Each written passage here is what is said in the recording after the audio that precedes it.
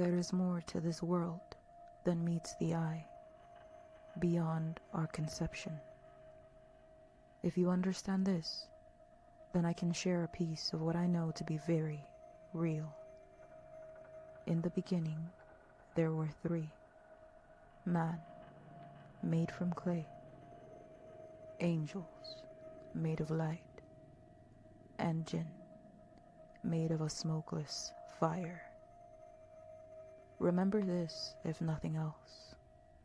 All shaitan and afrit are Jinn, but not all Jinn are shaitan or afrit.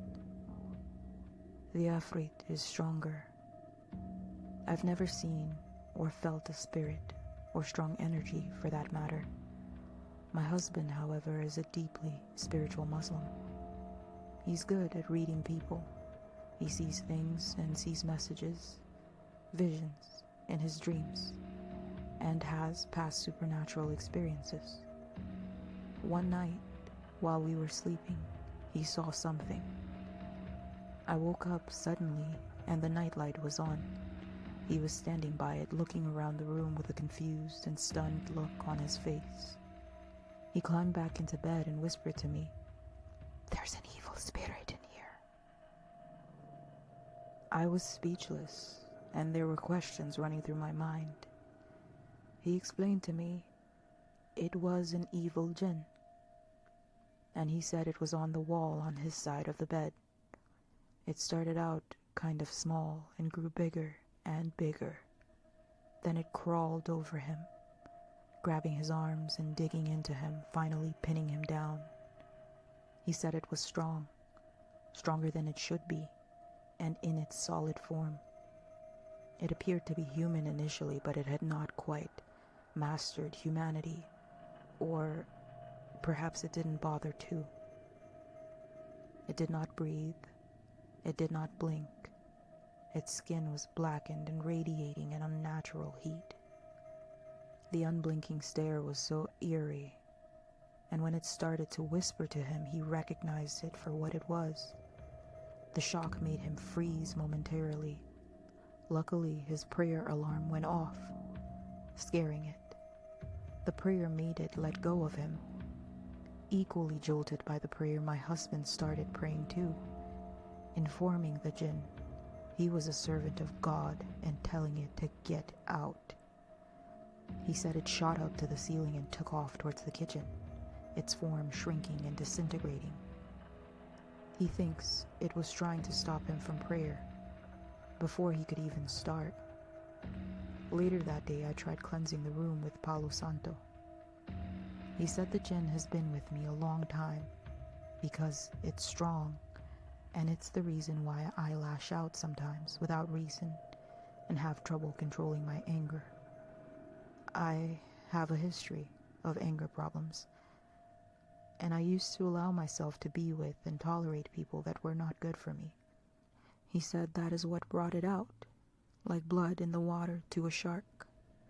It attached itself to me and whispered away without me realizing it.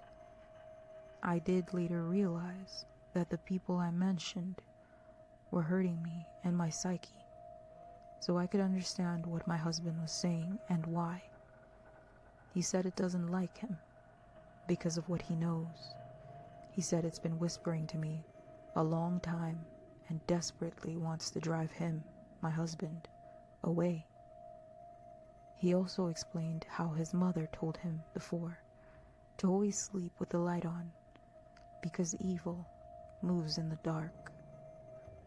Days later during the night, I tried to cleanse the place again with sage, smudging the room.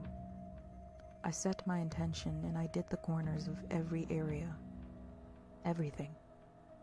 It was my first time using sage, but I tried my best to follow the instructions.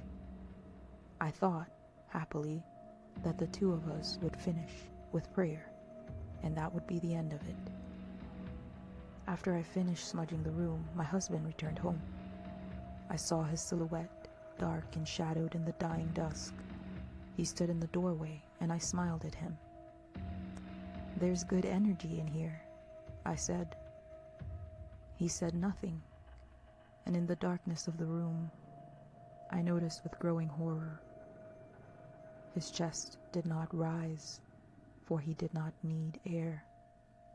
His gaze, which remained fixed on mine, was unblinking. I was sure of it. His skin was darker than what the dusk would allow.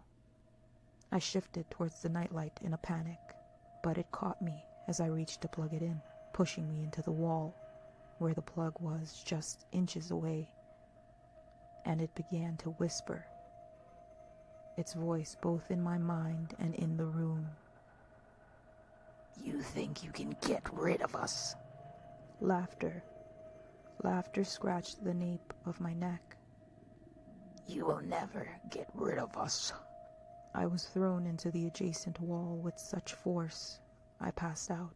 Since then, I never slept without a light on. Hi guys, we want to thank you again for subscribing, listening to our stories, and letting us share the tales of others with you. We hope that you enjoy this new story and make sure to like and subscribe for more.